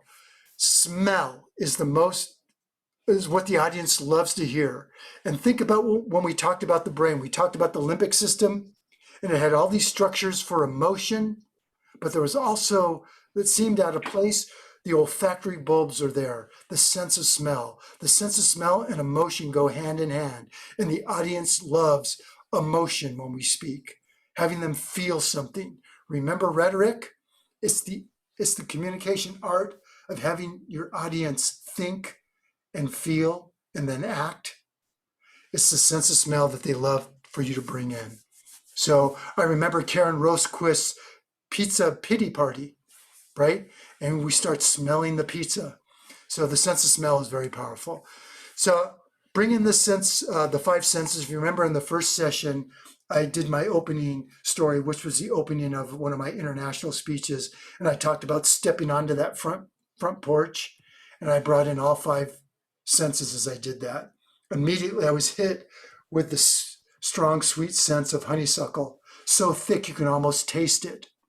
I then stepped onto the morning lawn with my bare feet, and I felt the cool blades of grass as the warm suns danced upon my cheeks. So we went to the touch. And then out of the corner of my eye, I caught the cute girl, the sense of sight. And then she did what? She stopped, smiled, and spoke to me. I heard her. All five senses came out in that little sequence there. And that was purposely done. You have a question, Ned? Yes, actually, before I just tell you my question, Sure. I need to second you about the importance of the sense of smelling. Actually, this year, my international speech contest was about the sense and sensibility. And in the process, when I was doing research about that, I found that the sense of smell is not only connected to emotion, it's connected to survival. Okay. Like we cannot survive without it. And it's the most important sense in the 5 ones. Now, my question to you, since usually when we speak to audience, there will be a distance between us and them, how can we influence them by smelling? Like, or we just, as you said, we just arouse their imagination. Exactly. So it's the first figure of speech we talked about, imagery. Make it very descriptive, bring it to life, and do gestures and do voice, right? Bring it to life. Describe what you're talking about. Describe a pepperoni cheese pizza and the smell it's giving off. And here you're also using illusion. We've all smelt that beautiful pizza and it comes last back I to look mind faster, again, right? man, but It's very descriptive. he's just covering the time. Oh, you're off mute, Vivek, in case you didn't know. Okay, but great question, Ned. And also, you're very right. Biologically, yeah, the sense of smell is very powerful for us because, and this is why they put this very bad odor in natural gas in our houses. It's that kind of rotten egg smell, because once you smell it, you hate it. But it's important because if you don't smell, that gas is odorless. If you don't smell methane gas, you will die. So you're absolutely right. It's a very powerful scent that we need to know about. So thank you for sharing, Ed. Okay, let's see. Oh, we can go on to the next slide. Any other questions about the sense, the 5 senses? Okay. And as a biologist, I'll tell you, we actually have more than 5 senses. And I think we learned this in the last year with COVID, right? When you go get a vaccine, it's your body sensing that you just got a protein injected into you, right? And your body makes antibodies to that. And that's the whole point of a vaccine. So we have more than the 5 senses I talked about. Our body can do a lot of other senses that we don't even think about. Okay, sorry, Zim, go ahead, go on to the next. Sound and rhythm. Okay, this is going to be really fun to go through. Let's go to the next slide here. We're going to talk about, when we talk about words, we talk about our speeches, we talk about the speech, we talk about the stories that are in our speech. Our stories are broken down into paragraphs, our paragraphs are broken down into sentences, our sentences are broken down into words. And we talk a lot about words, but our words are broken down into what smaller segment? We break them down into syllables. And usually the syllables are broken down to the vowel that's in there, okay? But we have another layer that we can break down syllables or words, and that's called the phoneme. And the phoneme from the Greek means small sound. It's the smallest sound that we make when we speak. And this is important because this is really how we do alliteration. So phoneme. What is the longest word in the English language? Does anybody know? I'll give it to you. It's the word smiles, because there's a mile between the 2 S's. Ha, ha, ha. Okay, but let's listen to this monosyllabic word, smiles. How many sounds are in that one word? Smiles. There's actually 5 phonemes in that one monosyllable word. Smiles. So those are your phonemes. Okay, let's move on to the next one. Zim. Okay, we can break down to different phonemes. In every word I'm going to give you, there's a dental type phoneme. Let's say the word dental. Everybody do this and hang on the very first syllable of that word before you say it. Dental, okay? Dental, say it. Where do you find your tongue? You find your tongue pressed against the back of your teeth. Dental. Dental is actually an example of a dental phoneme, the word dental, Okay, let's go on to the next one, Zim. The next one is labial. Where do you find your tongue? You find your tongue on your lips, otherwise known as your labia. Labial. Labial is an example of a word that is labial. Okay, let's go on to the next one. The next one is palatal. Palatal, right? Your tongue goes to the probably an inch or so behind your teeth. That's a palatal sound. And let's go to the next one. This one is really hang on that first one. Guttural. You actually feel your abdomen tighten up. This is a sound that comes all the way from your gut. Your tongue is on the back of your palate. Making a guttural sound is the word guttural. Guttural is a guttural sound. And then we have nasal. Hold off on that. Your nose clenches. Your tongue also goes to the top of your palate and points to your tongue, and that's your nasal sound. Okay, so these are an example of some of the phonemes, and they are examples of themselves. So those are your phonemes. Let's go on to the next one, Zim. Consonants. Consonants is when we have consonant sounds that rhyme, that are sequential together. So a good consonant sound is pitter patter.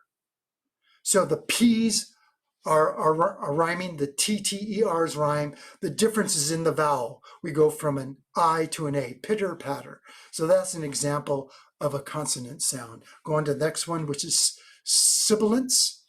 And sibilance is when we have a lot of S sounds. So S or sh. And this is a variation of alliteration, but because it's a bunch of S's, we give it its own special meaning, and that's sibilance. And go to the next one, Zim. We have assonance. And assonance is when your vowels rhyme.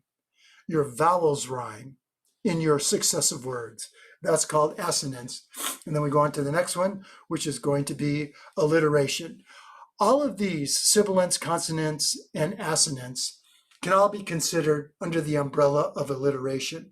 But alliteration is when you have the beginning sounds of successive words that are all the same sound. It doesn't have to be the same letter, just the same sound.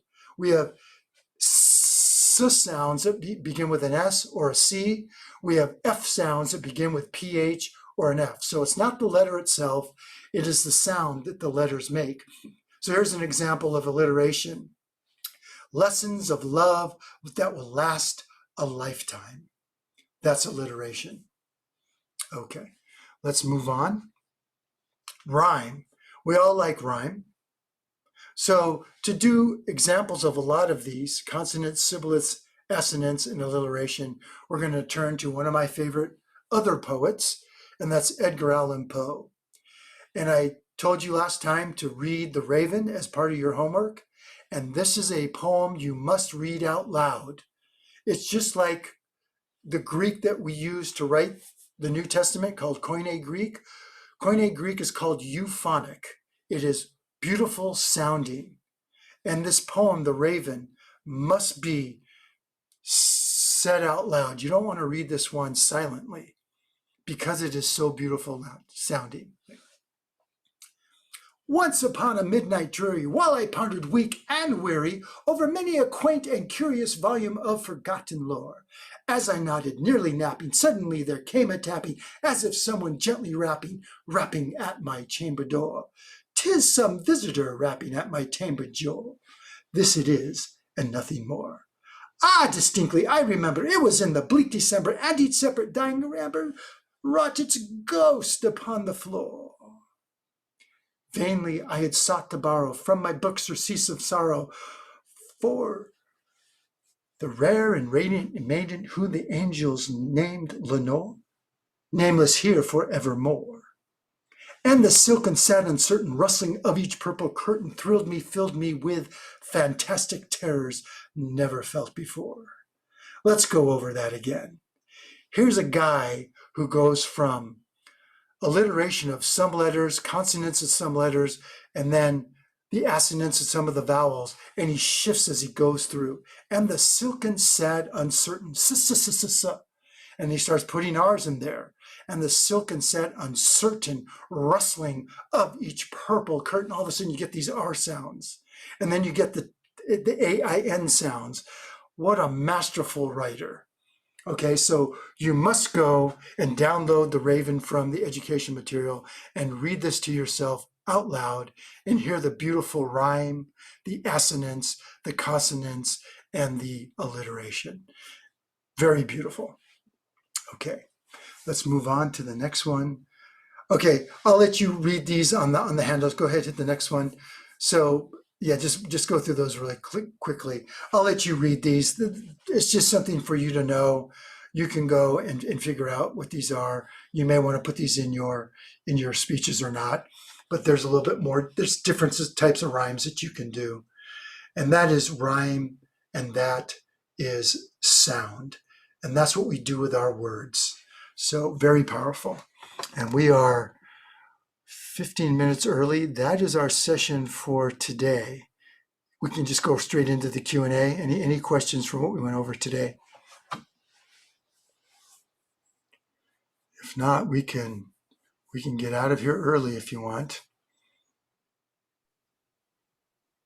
Okay, I don't see any hands or any questions. Let's do some final nuggets. See if you have these in your nugget list yet. So today I talked about learn the science of speaking, learn the art of speaking, then go entertain the audience. We talked about that. Last time we talked about the two characteristics that separate the speaker from the writer. The speaker has physical presence, and the speaker can be heard verbally. Two powerful attributes for the speaker. There is power in the spoken word. We talked about that already. If you ever want to make a point, you tell a story. And if you tell a story, you had better make a point. So that's a nugget you want to put down. We talked about this already from last time at the beginning of this. Tell stories about what you've learned and who taught you those lessons and why those lessons are important to you and the audience. When you are telling a story, you want to get your audience into the scene. That's exactly where you want them. We'll talk more about that when we talk about storytelling. But get your audience right into the scene. And when you tell stories, you should be telling stories about you. Primarily tell about you instead of telling stories about other people.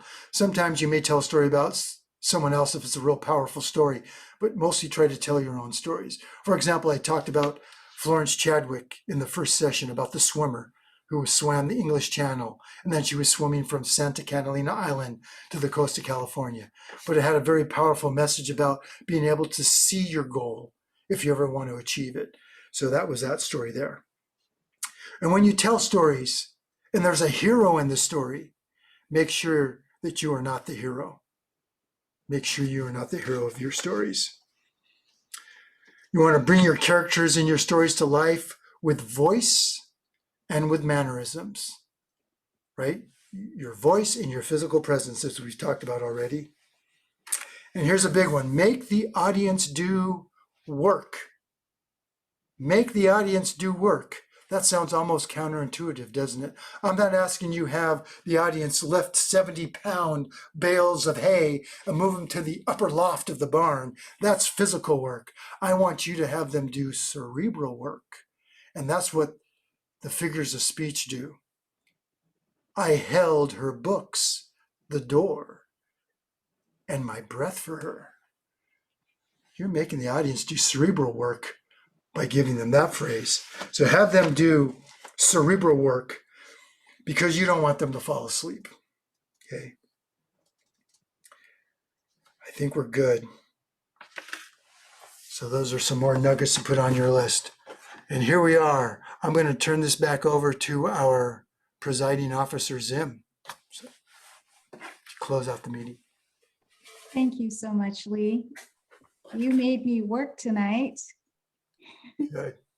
And I Excuse me, sorry to interrupt, but before you, I still have a question to Lee. Maybe he didn't see my hand. Sorry. Oh, sorry. Go ahead. Can I? Go ahead, Ned. Yeah. Lee, you just mentioned something very important at the end now, which is the difference between the speaker and the writer. Now, this is something I've been always thinking about lately in the last few years, because I noticed that with the multimedia revolution that we have. Right. Everything now is audio, video. Unlike like 50 years back when most of the things we've been audio only. And before that, people, they've been mainly relying on reading to get knowledge. But now with what's happening in the world, people prefer to watch than to read, if you agree with me. Right. I see people who love to read going or becoming less and less. And people who love to watch are becoming more and more. And a phenomena like Netflix, YouTube, they are a living example for that. My question to you, from your experience, do you think that any writer, he should become a speaker? Like it's better for him to become a speaker, because as you said, speaker as someone has physical presence. Okay. I don't know. What's your thought about this? So you're talking to a person who's been the student of public speaking for 30 years, right? So you're talking to someone who really embraces speaking. And everything I'm teaching here, I would much rather us be in a room together where I am there. That's the type of speaker I'm talking about. But you bring up a very good point, because I think we're going to be doing this for a while longer. And I think a lot of companies are telling their employees that they can now work remotely. So people are going to be doing more Zoom sessions where we now have to learn to be a speaker on this media. So to answer your question, I would never tell somebody not to be a writer, because I think the writer has its place. I think a lot of us like to sit with a book and read. I mean, I would never tell Steinbeck or Hemingway not to be a writer, or Frost or Edgar Allan Poe. I think they had their place in the world, and I think they still do. But the reason we all joined Toastmasters is because we knew we needed to work on our speaking. And once we get into this program, we realize the power of speaking. And I will always say that the speaker is much more powerful than the writer, right? Because we are here present in front of the audience. And when I say that, I mean, I'm talking about pre-COVID, where I would be standing in a room right now with all of you there. We would be at Constructed Communicators in some room somewhere, and I would be in front of you. And I would walk into the audience, and you could hear me, and you can see me. And it's a very different atmosphere than me speaking on this Zoom. I really don't like speaking on the Zoom the way we're doing it here. So to answer your question, I would never tell someone not to be a writer, but I will always maintain that a speaker can be much more powerful than a writer. Right? So, yeah. But I think what you're saying is, the webinars and the podcasts, some of those were just audio. And now I think the people are moving into this new medium of video and sound. And everything we're learning here can still apply, but you're going to have to do it a little bit different, because we're bound by this small box here, right?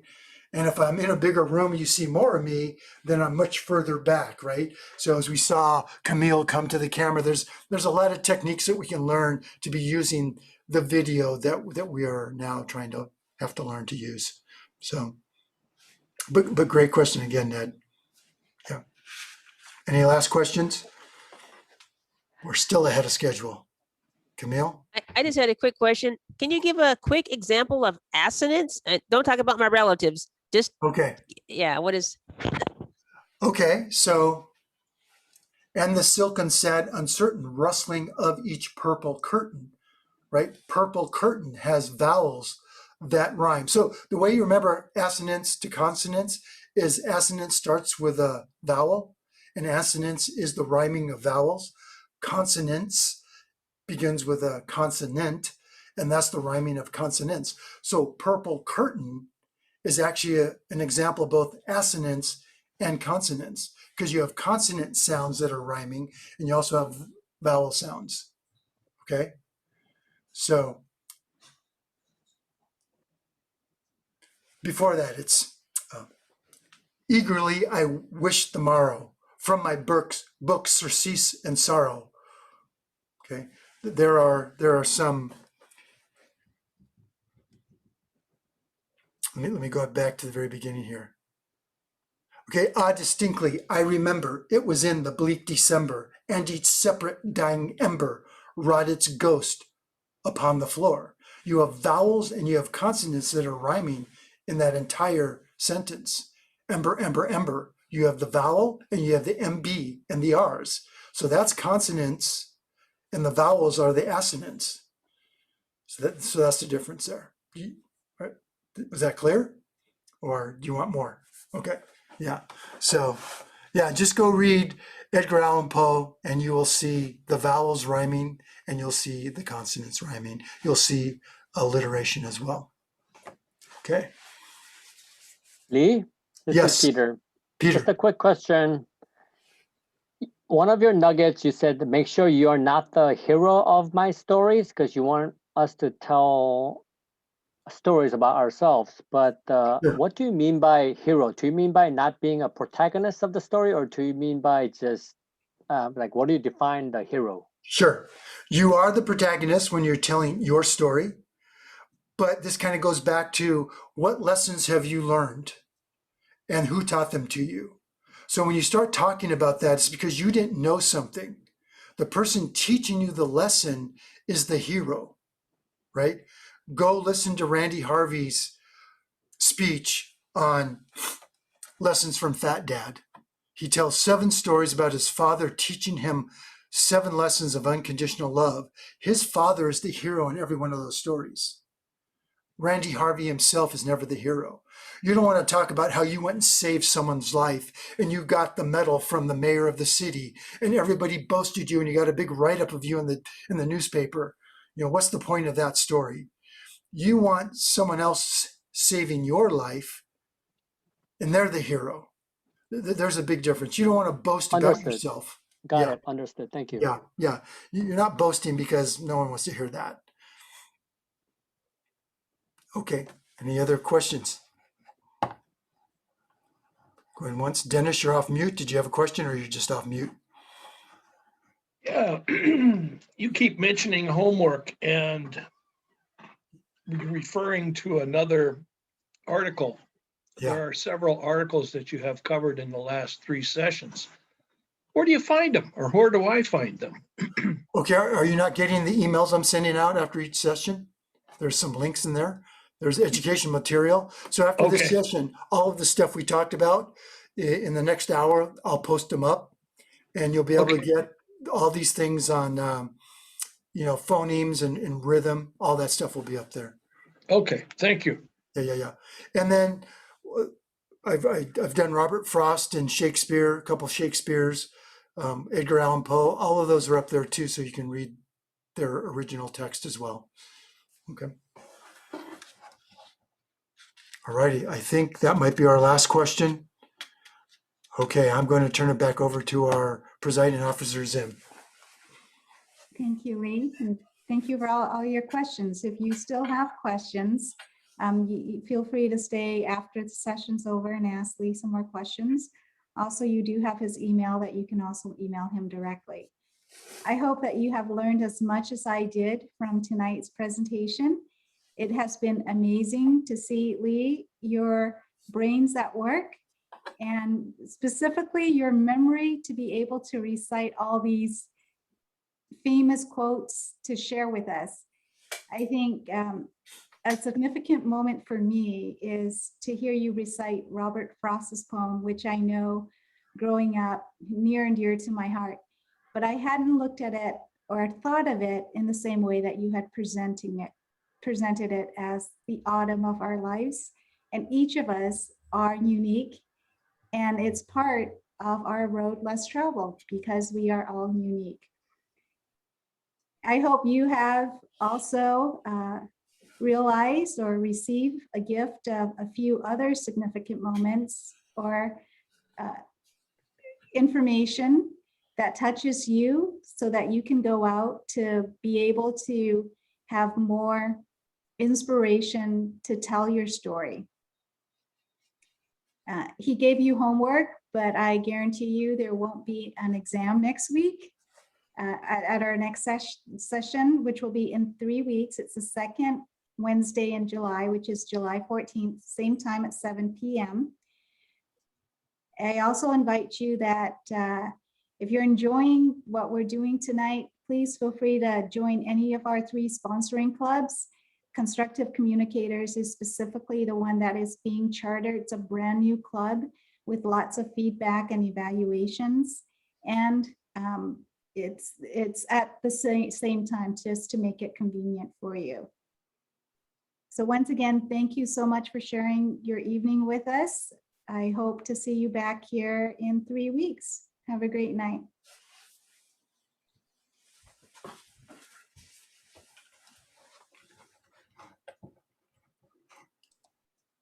Okay.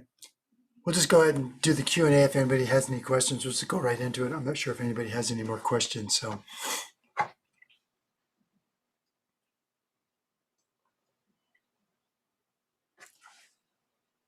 Lee, hi. Hi. This is Kirti.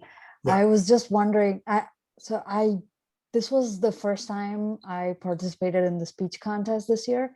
Sure. And yeah, I worked on my speech a lot and everything, but I came in second at the division level, and that's where my journey ended this year. But I really like my speech topic and how far I've come. I wanted to see if next session maybe I can get about 10 minutes with you to see what you think about that and get your feedback. Oh, sure. Do you want to deliver the speech? Sure. If there's an opportunity to do that during the session or after the session in like the Q&A portion, that would be amazing. Or I can book some time with you as well. Yeah. Either way, if we were setting this time for anybody to do speeches if they wanted to. If it's too late and you want to do it a different time, you can just set something up with me. I think you guys all have my email, and we can just set up a Zoom and we can do that. Okay. Whatever works. Okay. Okay. I will email you and Zoom then. Is that how it works? I'll say that again. Yeah, I'll set up a Zoom session for you. I have a Zoom account where I can set something up for you. Okay. Okay. Perfect. Thank you. Okay. Sure. Thanks for coming. Okay. I think that's all our questions. Peter, do you have any questions? Not at this time. There's so much information. Thank you so much for all. I mean, this has been really helpful. I just have to practice a lot. Yeah. They only wanted me to do 4 sessions, so I'm cramming a lot of stuff in here. So usually each one of these sessions, each one of the little topics we're doing, I'll spend 15 or 20 minutes on, and it's more relaxed. But here we're kind of going quick because I want to respect everybody's time. So, all right. I guess that's it. We're down to our leaders here. All righty. Thanks a lot, Lee. Yeah, thanks, Gregor. Good stuff. Thank you, Lee. You guys have a good night. See you guys in 3 weeks. 3 weeks. Yes. Take it easy. It'll be your last one. Thank you. Something Can't special wait. for your last one? What's that? Do we want to do something special for our last session? I suggest fireworks. Fireworks. In the background of Lee at the end of the series. No.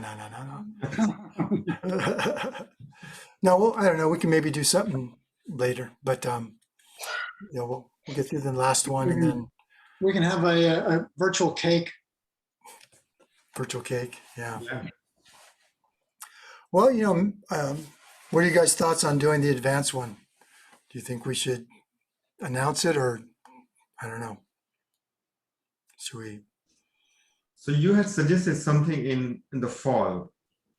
Yeah, Is that what you're looking at? Yeah, I think Zim was right. I don't think we want to do it over the summer because our summers are so precious in Seattle.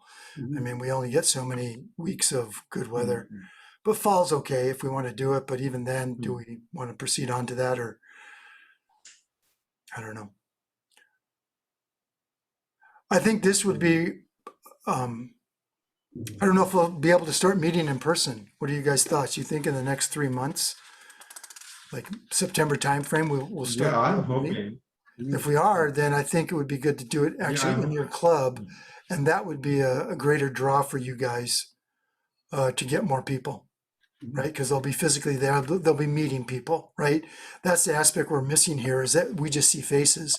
But there, they'll be able to talk to you guys during the break, and they'll get to hear you. And it's a totally different experience, right? Right. So that might get you guys more people to your club.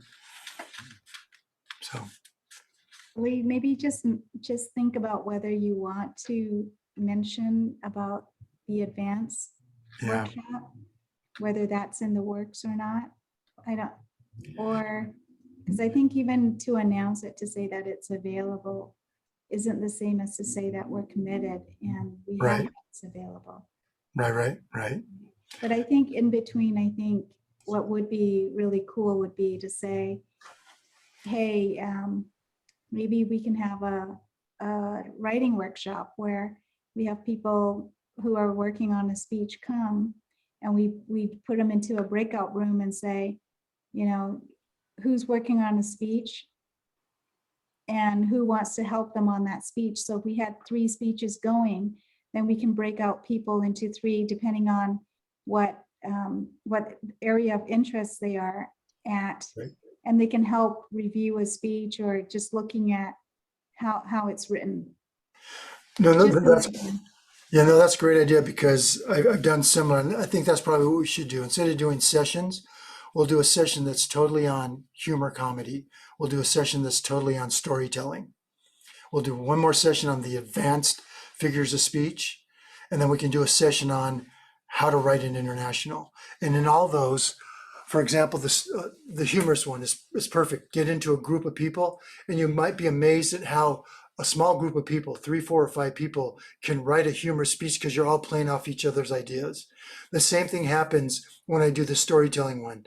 The homework I typically, or the assignment I typically give to the people is we break out in all these little in these breakout rooms. Again, it's going to be 3, 4, or 5 people, and I say, tell us Aesop's fable, The Tortoise and the Hare, and you have to do it totally through dialogue, because we all know that story. It's very small and it's narrated. Tell us that story through dialogue. You can bring in any characters you want. We already know we have the tortoise and we have the hare. Bring another forest denizen and tell us that story. And it's really creative to see what people do in a small setting. Now they've learned how to do storytelling with dialogue, voices, mannerisms. And then I have a whole session on how to do humor with, I'll explain humor elements. I'll talk about how you write a humorous speech and how you deliver a humorous speech. So that could be a whole session unto itself, right? So we keep it just very focused instead of doing a bunch of different things at once. So I think that's a good idea to do it. Yeah, and also the other thing too, Lee, is I think our meeting is an hour and a half Right. meeting. So instead of taking, shut it. just take half an hour to do something, and then as part of a speech or a workshop within the meeting. That way we're not taking up the entire meeting as well. Okay. Sure. Yeah, whatever you guys Those are decide. just some options. Yep. But I think to invite people in to be able to share their ideas and be more active, I think would be more stimulating than just listening. Exactly. Right. Yeah. And that's why I'm bringing in guest speakers too, because I'm sure you don't want to listen to one voice for 2 hours. So I try to, bring in different people. We're supposed to have 2 guest speakers today, but one got her date confused, I guess. She thought it was the 28th. Well, you did great today. All right. Thank you very much. Yeah, I felt I could have done better, but anyway, I always feel that. It's a video. We could do a retake if you want. Good. Yep. Also speaking, 2 hours non-stop. That's not easy, basically, Yeah. And you, how come only Lee got invited to the pizza party? No, I'm so close. Okay, look, do who another is one. doing the work here? Lee is doing all the work. Well, you guys are all He gets doing the it. pizza. Yeah. Eating pizza doesn't require work. No. Who is doing the presentation here? Come on. Oh, you should see the We're work. not talking about presentation. We're No. talking about pizza. You should see the. Zim, you do 4 workshops, 2 hours each, and then I will invite you to pizza. How about But it? Anu, didn't you see the beautiful PowerPoint today? That's all Zim, right? So she's doing the work too. Yeah, no, it's nice. Yeah. It's okay. I have mod pizza down the street. Okay. Not the same. So Okay. we'll do a pizza party at the very end, Anu. What do you say? Sounds great. Sounds Yeah. great. All right. All right, guys, it's been a long day. Let you guys go. Thank you for all the support. Appreciate it. See you. Have a Thank you, good Lee. night. 3 weeks. See you. Okay. Bye-bye. Bye. Mhm. All right, 3 out of 4. Hey, how are you? Doing good. Good, good, good. I had an epiphany, What's that? which is that in each of his presentations, he gets dozens of people show up.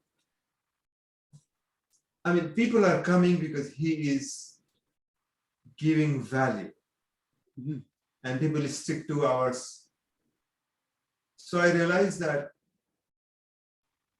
the reason I was not able to appreciate, because I was basically at the controls, the Zoom controls, and I was in a completely different mind frame. It's like, you know, brain can only do so much at a time. If you are doing the controls, you can't really engage with the speaker. You are looking at the mechanics of the room. Is somebody talking? You know, mute them. And so basically, I realized if I was not the organizer and, you know, doing the Zoom thing, you know, then I would be able to appreciate better. Basically, I mean, the bottom line is, I think he has done his research. He has won, you know, contests. He knows his stuff. Yeah. Yeah. Yeah. Yeah, I think so too. I think he's very accomplished as a speaker, and you know, maybe you didn't quite like some of his techniques or something, but a lot of people do. You know, I think it's well. It seems like it's been well received by at least a handful of people. Some people just keep coming back and coming back and coming back. So. And it is hard work. Like I said, you're thinking about other things. You can't really appreciate just listening to what he says, and it's a different scenario than just somebody who shows up to listen to the program. Yeah. So were you able to listen tonight? Is that what you? Well, a little bit better. A little better. In the earlier ones, I would be, you know, doing the polling and sharing files and backup. So this time he didn't have any of that. So basically right now I'm not feeling exhausted. Yeah.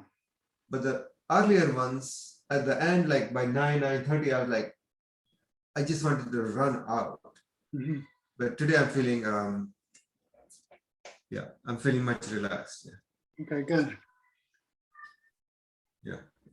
Don't want you to be overstressed. Yeah. Supposed to be a good thing. So.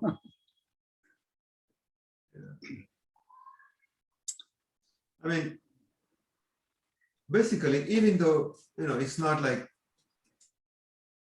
you know, Carnegie Hall or anything, but still, once you are responsible for something, then you mentally feel the weight, and, you know, that's what I'm feeling. Yeah. Anyway, it's good. Yeah. How's everything? We're doing okay. Gonna be a hot weekend. Yeah, almost 100 degrees. Wow, can you believe it? Yeah. So we'll try to. Hopefully, we can go for a walk on Friday. I'll let you know do you have anything going on Friday? No. Okay. Well, yeah, Friday sounds great. Okay, well, hopefully 6:30, maybe we can get over your way. Yeah, it should be fine. Okay. And what are you doing tomorrow for the Eastside Toastmasters? Are you signed up for anything, or? Oh, I don't even know. Let me log in and see what I'm doing there. Well, only 5 or 6 people planning to be there, I think. Where is everybody? Yeah. Well, I don't know. Well, Paul's going to be out, and Indu and Utra, and I don't know. Okay, Paul- you are doing tabletop, right? Mhm. Thomas is Toastmasters, and I don't have any roles. Let me see. I can sign up to be an evaluator. Yeah, why not? Yeah. Just need a speaker. Sorry? We just need a speaker. Is No, somebody? I think Kate Okay, it is. Kate is signed up. Okay, She good. hasn't confirmed, but so I'm gonna sign up as an evaluator. Okay, And I good. just did. So now Kate should feel even more pressure Right. because there is an Oh no. evaluator. Oh no, it's so new. So she has to give a speech, even though she hasn't confirmed yet. Right, right. Okay, it should be fun. Yeah, so we just need an R counter and general evaluator. We can do double roles, yeah.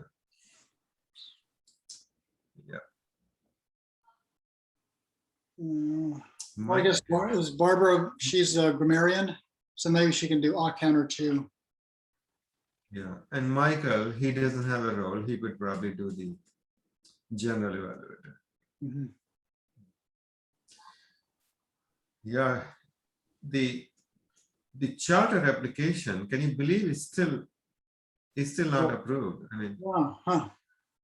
so they sent Toastmasters International, they replied, they finally received the paperwork.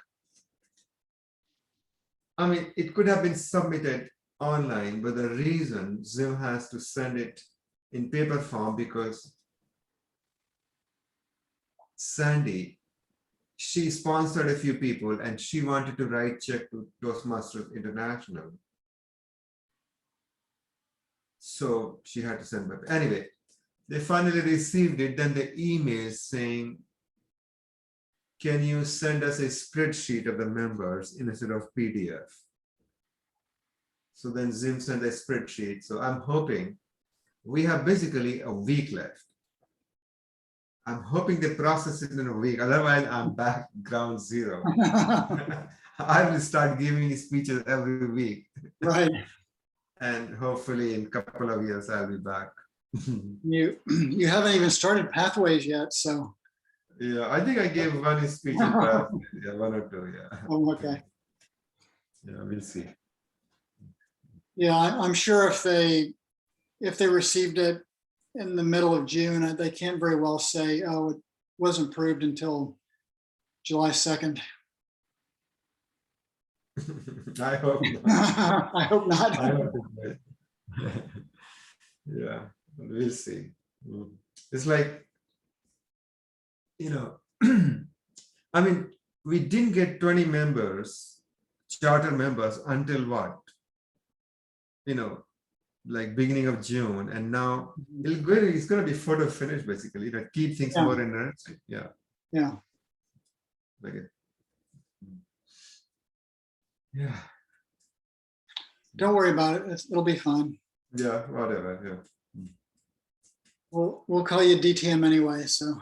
Okay. I'll be an honorary DTM. How about that? Mm-hmm.